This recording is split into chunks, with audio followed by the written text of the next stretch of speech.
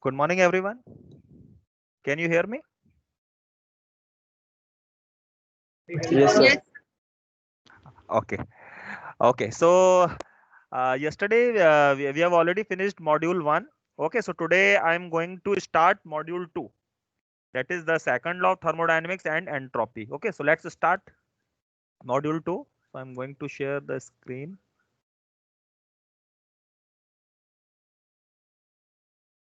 Okay. The screen is visible to all of you. yes, sir. Okay.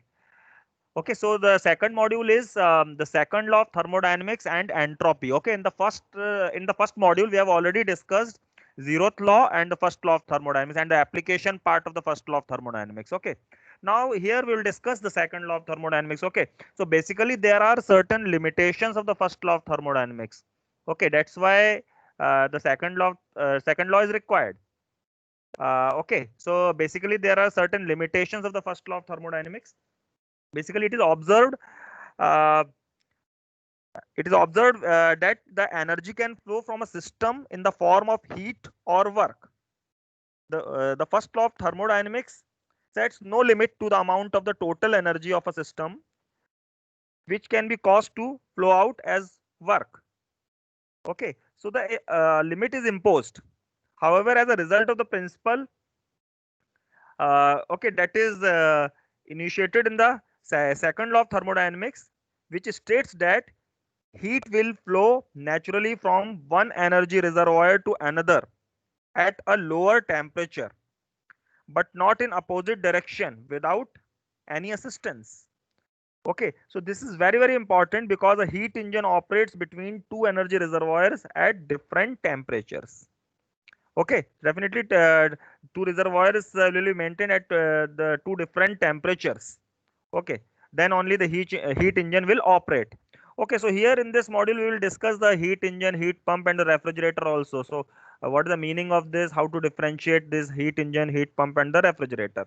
So basically uh, on the basis of this we can say uh, the first law of thermodynamics establishes the equivalence between the quantity of heat used and the mechanical work, but does not specify the conditions under which the conversion of heat into work is possible.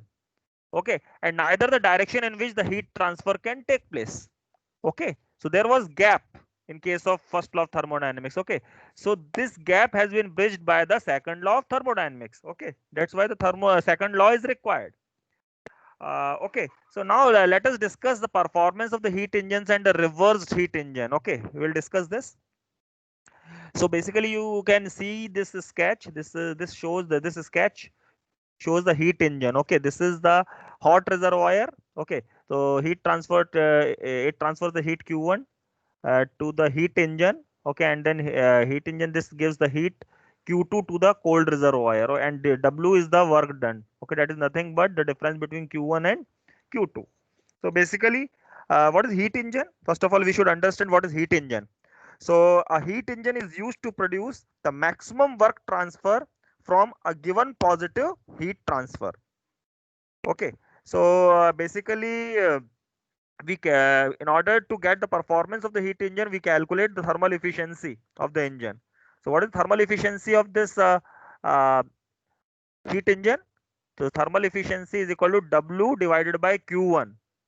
Okay, this is Q1, you can see, where what is W? W is the net work transfer from the engine. Okay, so W is the net work transfer from the engine and Q1 is the heat transfer to the engine. You can see here in this sketch. Okay, so it is a ratio of the net work transfer from the engine to the heat transfer to the engine. So in this way we can calculate the thermal efficiency for the heat engine. Okay, now let's see what happens for the reversed heat engine. Okay, now this is the figure B. Okay, so this is the figure B. You can see this is the hot reservoir, this is the cold reservoir. Okay, this is the heat pump or the generator. It acts as the uh, pump or the generate or the refrigerator. Okay, it acts as a heat pump or refrigerator. You can see the cold reservoir, this is the heat supplied q1 is equal to this q2, and this the work done on this heat pump. Okay, so the addition of this is Q1, that is supplied to the hot reservoir. Okay, so for a reversed heat engine, you can see this is a reversed heat engine. Just see the previous sketch. You can see the flow of heat. Okay, from hot reservoir to the engine and then to the cold reservoir. Okay, what happens here? So this is the heat engine. Okay, and what happens here? Okay, the direction of it is reversed. Okay, so you can see this. Okay, so this is the I can say for the reversed heat engine. Okay, acting as a refrigerator. So this reversed heat engine, this acts as a refrigerator. Okay, so I've already told you when we talk about the engine. So if we want to calculate the performance of the engine, then we always calculate the efficiency. So performance is always expressed in terms of efficiency for the engine.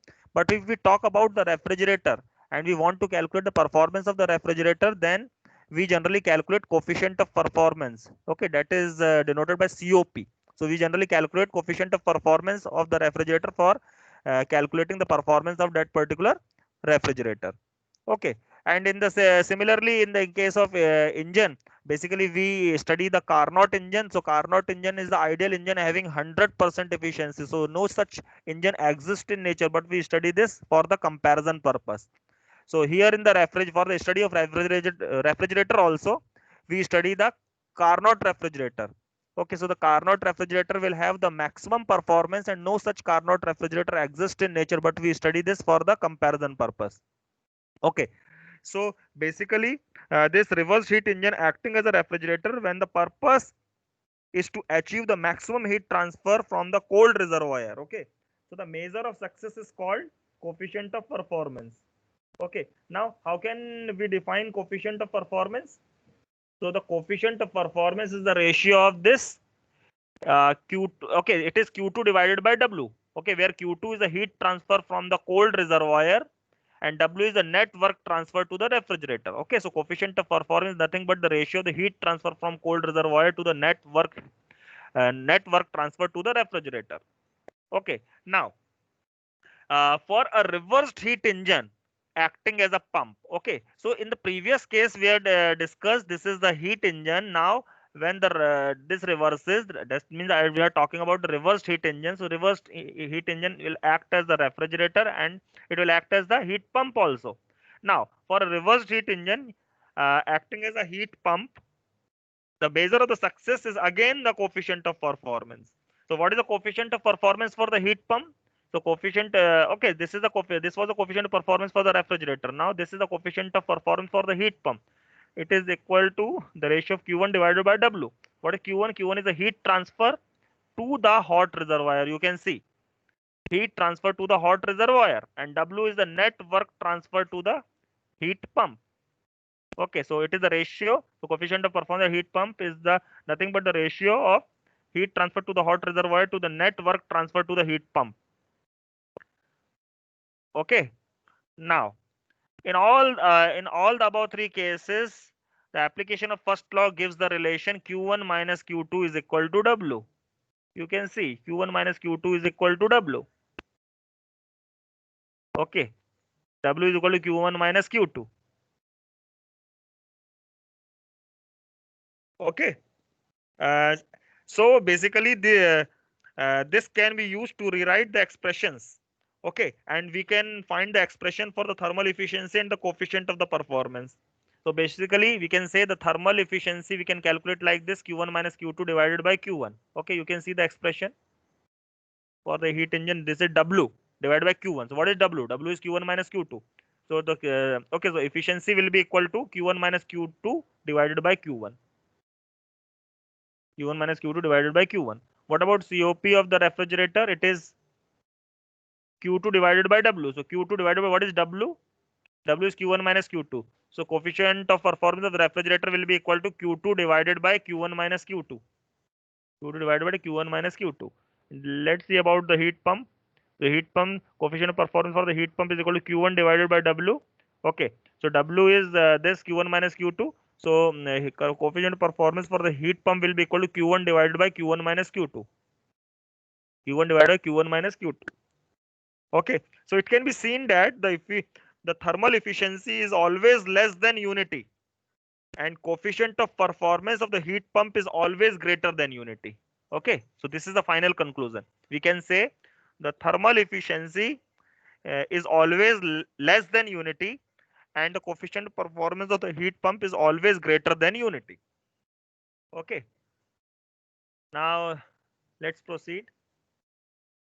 Okay, now let's discuss the second law of thermodynamics. Okay, so there are different statements given for the second law of thermodynamics. Okay, so basically the Clausius statement, the Kelvin and Planck statement is there. Okay, so basically the first statement is the Clausius statement, and the Kelvin and Planck is slightly expressed in the different words, although both the statements are basically identical. Okay, and each statement is based on the irreversible process. Okay, remember this. Each statement is based on an irreversible process. The first considers the transformation of heat between two thermal reservoirs. That means we are talking about the Clausius one. The Clausius considers the transformation of heat between two thermal reservoirs, while the second one, that is the Kelvin and Planck, considers the transformation of heat into work. Okay, let's discuss what is the different statements. So let's discuss the Clausius statement first. So what is Clausius statement? This is the statement given by Clausius. It is impossible for a self-acting machine working in a cyclic process unaided by any external agency to convey heat from a body at a lower temperature to a body at a higher temperature. Okay, so this is the statement. Okay, it is impossible for a self-acting machine working in a cyclic process unaided by any external agency. That means we are not using any external agency. Okay, that means external agency can be the fan, any blower.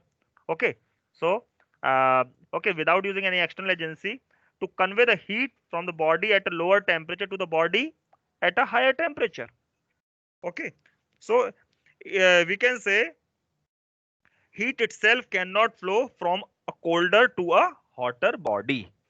Okay, this is the concluding remark of this Clausius statement. Now let's discuss the second statement, that is the Kelvin-Planck statement.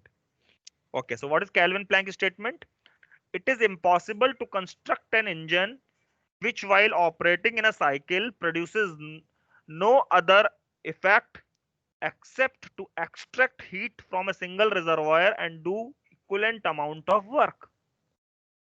Okay, so this is a statement. It is impossible to construct an engine which, while operating in a cycle, produces no other effect except to extract the heat from a single reservoir. That means it will extract the heat from the single reservoir and it will do the equivalent amount of work.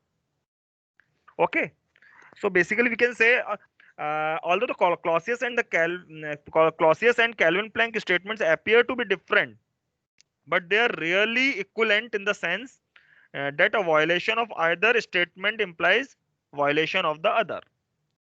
Okay, now let's discuss the equivalence one. That means the equivalence of the Clausius statement to the Kelvin Planck statement. Okay, so basically, just see this sketch. Okay, so basically in this sketch, consider a higher temperature reservoir T1 and lower temperature reservoir T2. Okay, so this figure shows a heat pump which requires no work and transfers an amount of Q2 from a low temperature to a higher temperature reservoir. Okay, so this is in violation of the Clausius statement. Okay, so consider the amount of heat Q1 which is greater than Q2 to be transferred from the higher temperature reservoir to heat engine which develops a net work, that is work is equal to Q1 minus Q2, and rejects Q2 to the low temperature reservoir. Since there is no heat interaction with the low temperature, it can be eliminated. Okay, so basically we can say the combined system of the heat engine the combined system of the heat engine and heat pump acts then like a heat engine, exchanging heat with a single reservoir, which is a violation of the Kelvin Planck statement, right? I'm again repeating this. The combined system of the heat engine and heat pump acts then like a heat engine, exchanging heat with a single reservoir, which is the violation of the Kelvin Planck statement. Okay, so you can understand this, so you can see this, okay, with the help of this sketch, right? So this is the equivalence of the Clausius statement to the Kelvin Planck statement. Okay, now let us discuss the very important term, that is a perpetual motion machine of the second kind. Okay, the perpetual motion machine of the second kind, this we are discussing for the second law of thermodynamics. This perpetual motion machine of the first kind we have already discussed in module 1 for the at the time of first law of thermodynamics. Okay, so what was the perpetual motion machine 1? Yes, anyone who can answer this question? The perpetual motion machine of the first kind that we have already discussed in module 1. Yes, anyone who want to answer this question? Okay, so let me answer this. A machine which violates the first law of thermodynamics is called the perpetual motion machine of the first kind, denoted by PMM1. Okay, such a machine creates its own energy from nothing and does not exist. Okay, you just see this sketch. This shows the thermal reservoir. Okay, this is the amount of heat transfer. This is the perpetual motion machine, that is PMM2. This is the perpetual motion machine 2. Okay, so this gives the work done is equal to heat. Okay, so let's discuss this PMM2, that is perpetual motion machine of second kind. So without violating the first law, a machine can be imagined which would continuously absorb heat from a single thermal reservoir and would convert this heat completely into work. Okay, so the efficiency of such a machine would be 100%. So this machine is called the perpetual motion machine of the second kind, that is denoted by PMM2. Okay, so this figure shows this PMM2. So machine of this kind will evidently violates the second law of thermodynamics. Okay, so this is very important. Now next let's discuss the thermodynamic temperature. Okay, so let us consider the case of reversible heat engine operating between the two reservoirs. Okay, so this thermal efficiency we have already calculated in the okay. Thermal efficiency is equal to Q1 minus Q2 divided by Q1. Okay, so just simplify this, so I can write this in this way: 1 minus Q2 divided by Q1. Okay, so basically we can say the temperature of a reservoir remains uniform and fixed irrespective of the heat transfer. So this means that the reservoir has only one property defining its state and the heat transfer from a reservoir and is some function of that property. Okay, and that property is the temperature. So thus we can say Q is equal to phi K, that is Q is the function of K. Okay, where K is the temperature of reservoir. Okay, so this is universally accepted. So we can write the relation like this: Q1 divided by Q2 is equal to phi K1 divided by phi K2. Okay, so simply with this K represents the temperature. Okay, K represents the temperature of the reservoir. So simply we can write this equation as Q1 divided by Q2 is equal to T1 divided by T2. Okay, so where T1 and T2 are the thermodynamic temperatures of the reservoirs. Okay, so we can say the zero thermodynamic temperature has never been attained, and one form of third law of thermodynamics is the statement. Okay, so it is related to some the third law of thermodynamics here. Okay, then that we'll discuss afterwards. Okay, so basically we can say the zero thermodynamic temperature has never been attained. Okay, And for one form of third law of thermodynamics is this statement. And what is this statement? The temperature of a system cannot be reduced to zero in a finite number of processes. Okay. So basically, we can say after okay, so after establishing this concept of zero thermodynamic temperature, a reference reservoir is chosen and assigned a numerical value of temperature. Okay, okay, this I am explaining how we make the analysis. Okay, this is generalized way to make the analysis. Okay, so we have established the term zero thermodynamic temperature. And after establishing this concept of zero thermodynamic temperature, a reference reservoir is chosen and assigned a numerical value of temperature. Okay, so any other thermodynamic temperature is defined in terms of reference value and the heat transfer okay, that would occur with the reversible engine. Okay, so this is the relation between the heat transfer and the temperature. Okay, so T is equal to T reference multiplied by Q divided by Q reference. Okay, so basically we can say uh, the determination of this thermodynamic temperature cannot be done in this way, as it is not possible to build a reversible engine. Okay, but the temperatures are determined by the application of thermodynamic relations to some other measurements. Okay, so basically, what is the unit of temperature? The SI unit of temperature is the Kelvin.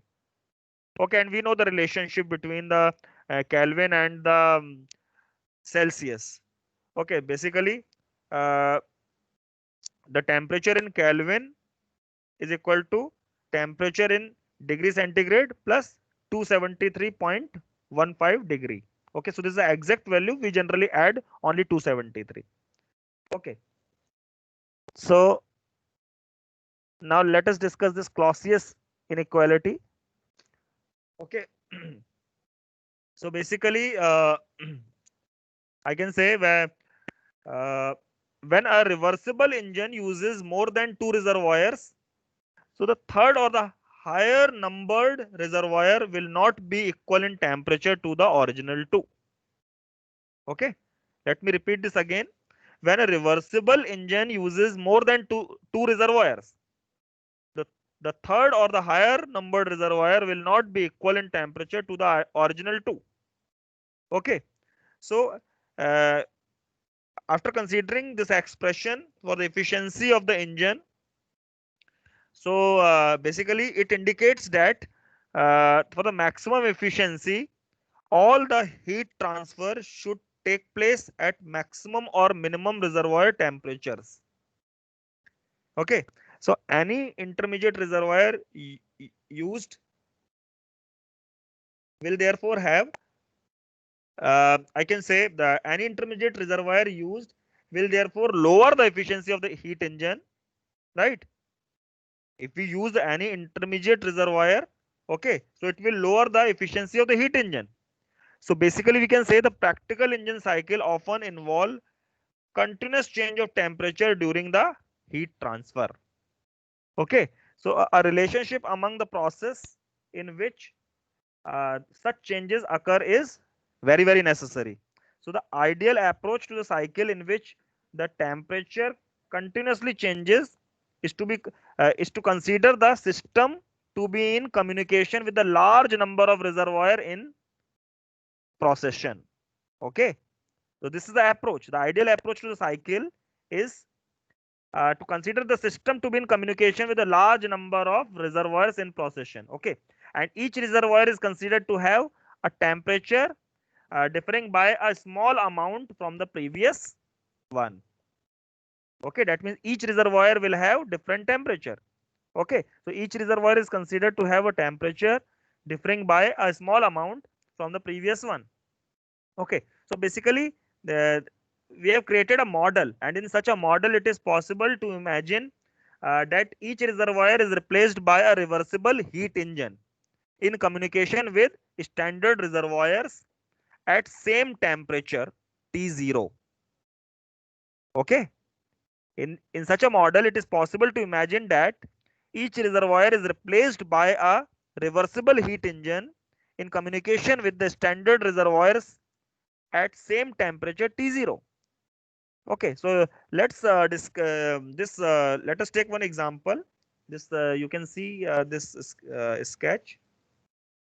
Okay, so basically we can say, okay, this is the figure A, figure B. This shows the original system boundary, you can see, and this is a new system boundary. This shows the reversible heat engine. Okay, and this is the related to heat and work. So let me discuss this.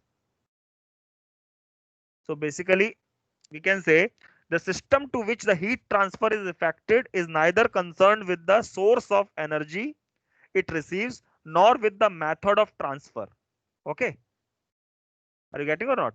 Basically I can say the system to which the heat transfer is effected is neither concerned with the source of energy it receives nor with the method of transfer.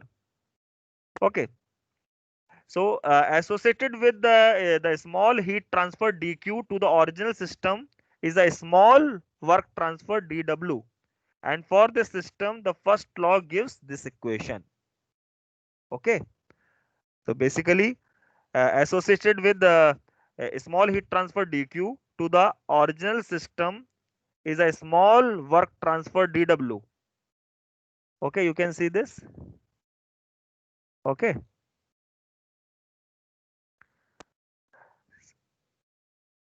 associated with the small heat transfer dq to the original system is a small work transfer dw, and for the system the first law gives this equation, that is summation of the entire cycle. Okay, del q minus del w will be equal to 0. Okay, now if we consider the engine replacing the reservoirs and we apply the second law to the new system in figure B. Okay, okay, so basically what we are doing now, we have considered, we have taken the consideration the engine replacing the reservoirs. Okay, so basically the engine replaced by the reservoirs. Okay, so now we have considered the engine replacing the reservoirs and we have applied the second law to the new system, that is figure B. So if the new system is not a perpetual motion machine of second kind, so no positive work transfer is possible with a single reservoir. Okay, so this is the condition. If the new system is not a PMM2, so no positive work transfer is possible with a single reservoir. So we can write the equation like this. So the summation of the entire cycle del W minus del WR will be less than equal to 0. Okay. So basically, okay, what is del WR? Basically, this you can see the sketch. This is for the reversible heat engines. Okay, so change in the work done for this reversible heat engine. So, so by the definition, we can write the this equation del WR divided by del Q. So del WR is nothing but del Q naught minus del Q divided by del Q. Okay, so replace this heat in terms of temperature. So we can write the equation like this: T0 minus T divided by T. Okay, when we use all these three equations, this is equation 5.9, 5.10, 5.11. So on the, by combining all these three equations, we can write the equation like this, that is T naught summation of the entire cycle del Q divided by T is less than equal to 0. But the condition is T naught cannot be equal to 0. Okay, right? So this term is equal to okay, T naught into summation of the entire cycle del Q divided by T is less than equal to 0. Okay, this is the equation. But the T naught cannot be equal to 0. If the T naught cannot be equal to 0, so we can say the summation of the cycle del Q divided by T will be less than equal to 0. That means this term will be equal to, okay, this term will be less than equal to 0. Okay, so if the T naught not equal to 0, so we can say summation of the cycle del Q divided by T will be less than equal to 0. Okay, and this expression is known as the Clausius inequality. Okay, so basically, so let us consider the case of a reversible engine. Okay, so for which we can write the equation like this: summation of the cycle del q divided by t less than equal to 0. Okay, so basically reverse the engine, and for the reversible heat pump obtained, it is possible to develop the expression. Okay, we have considered. Okay, so now we have considered a case of a reversible engine, for which the reverse the engine, and for the reversible heat pump obtained, so we can develop the expression like this: minus summation of the entire cycle del q divided by t less than equal to 0. Okay, so what is the significance of this negative sign? The negative sign indicates that the heat transfers have all reversed in direction when the engine was reversed.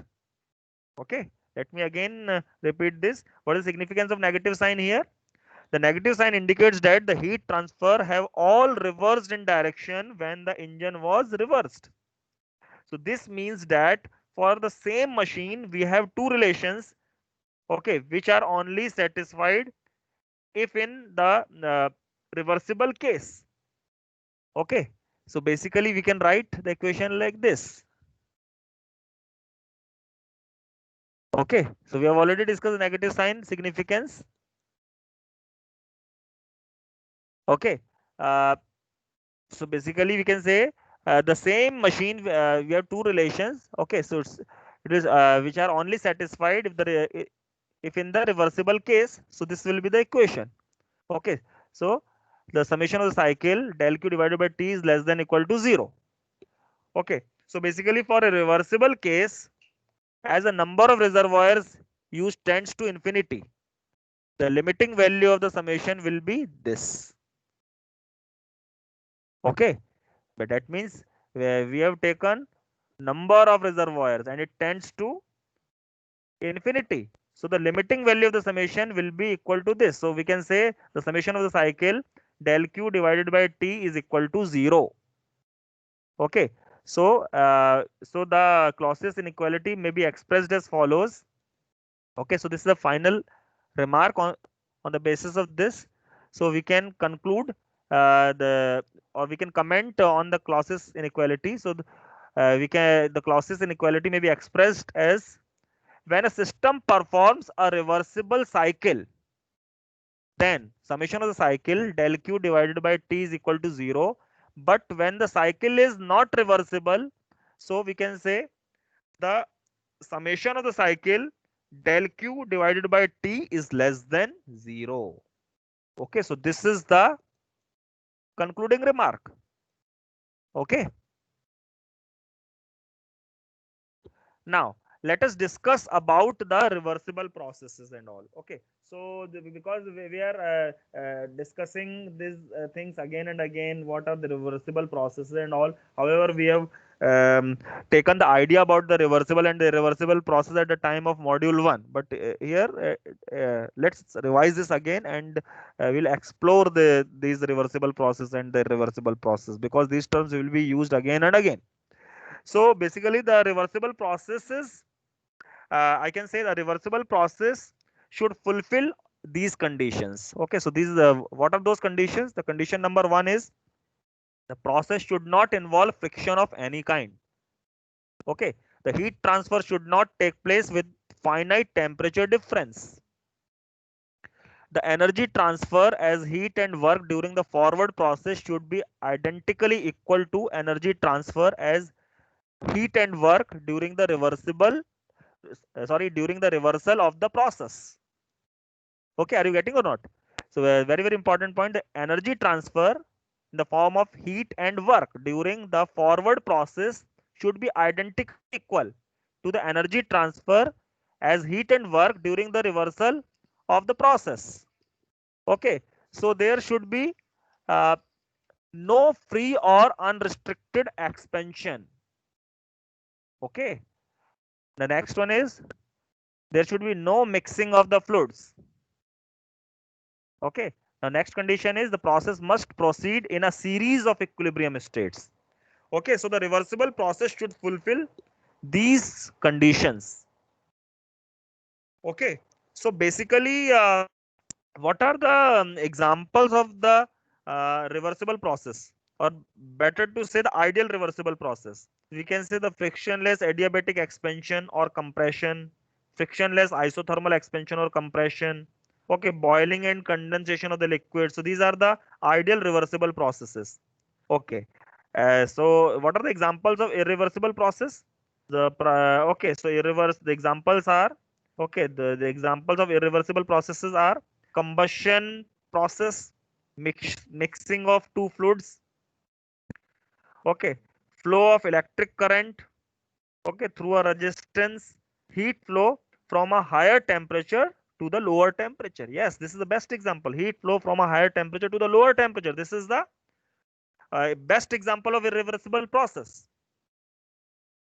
Okay, so basically, what can we conclude on the what can we conclude about the reversible process? So basically, we can say the reversible processes are preferred because the devices which produce work, such as engines and turbines, reversible process of the working fluid delivers more work than the corresponding irreversible process. Okay, so that means the I can say this reversible process delivers more work than the corresponding irreversible process. Okay, and if we take the case of fans, compressors, refrigerators, pump, so less power input is required when the reversible processes are used in place of irreversible process. Okay, so this is another advantage. Okay, one is the uh, more work is okay, the reversible process delivers more work than the corresponding irreversible process, and we can say uh, in case of fans, compressors, refrigerator, and pump, less power input is required when the reversible process is used in place of irreversible process.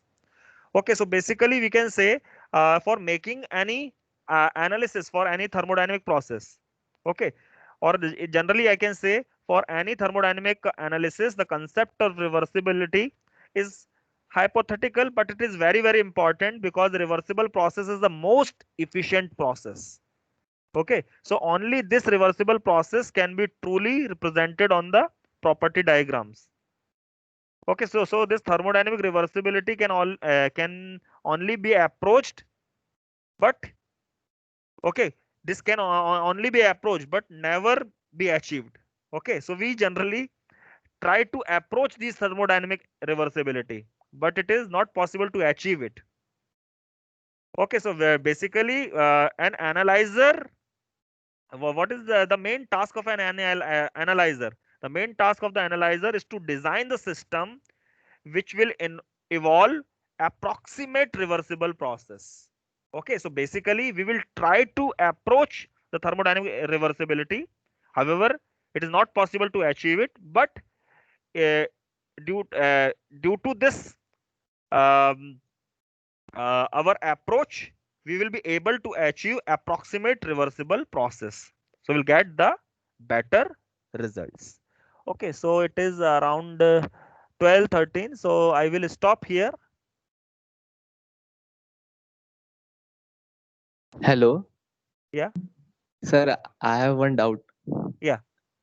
Sir अगर एक room में अगर समझो sir ठंडी के दिन चल रहे 16 डिग्री मेरा टेम्परेचर है रूम का और सराउंडिंग भी एम्बिएंट सराउंडिंग भी 16 डिग्रीज पे है अगर मैंने एसी चलाया 28 डिग्रीज पे तो एसी रेफ्रिजरेटर की तरह काम करेगा हीट पंप की तरह काम करेगा.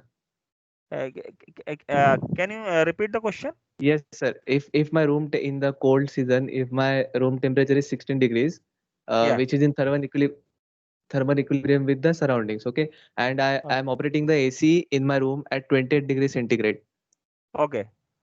So will it work as refrigerator or heat pump or it will be as AC means बाहर का टेम्परेचर और गिरेगा या मतलब 16 से नीचे मतलब how it will be.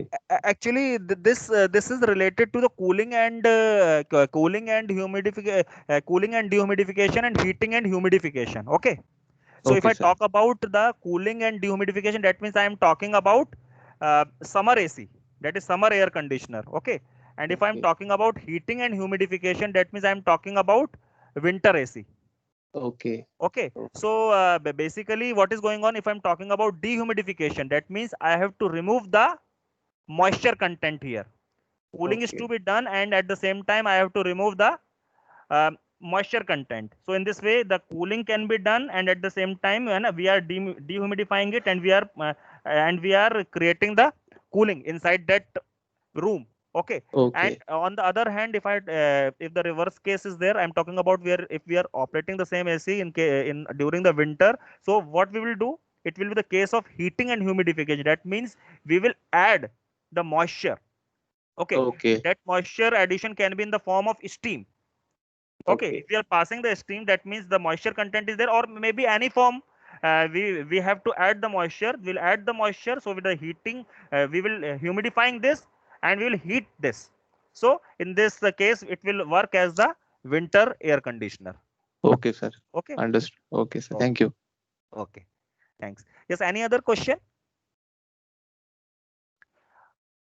Okay. So let me take the attendance.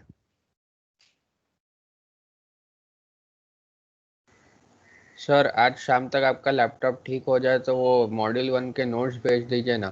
Yes yes yes definitely. And ये वाला भी आज का भी जो पार्ट किया है वो भी मिल जाएगा आपको. Okay, right from day 1 to till date. Okay, definitely sure. Okay, this is okay, मुझे अच्छे से याद है. So I will definitely do this immediately. वो अभी भी एक्चुअली रिजॉल्व हुआ नहीं है, इसीलिए मैं नहीं भेज पाया. Okay, so as soon as this problem resolves, so I will send it to you. Not an issue. Okay, so this is my responsibility. Don't worry. I will send the entire PPTs from day 1 to till date immediately. Okay. Okay, and yes, one more thing, I will send you some tutorial sheets also. Okay, so that tutorials, you will get number of numerical problems in those tutorial sheet. Okay, so you solve these problems. Okay, so this will be very good practice for you. So I will send the tutorial sheet also.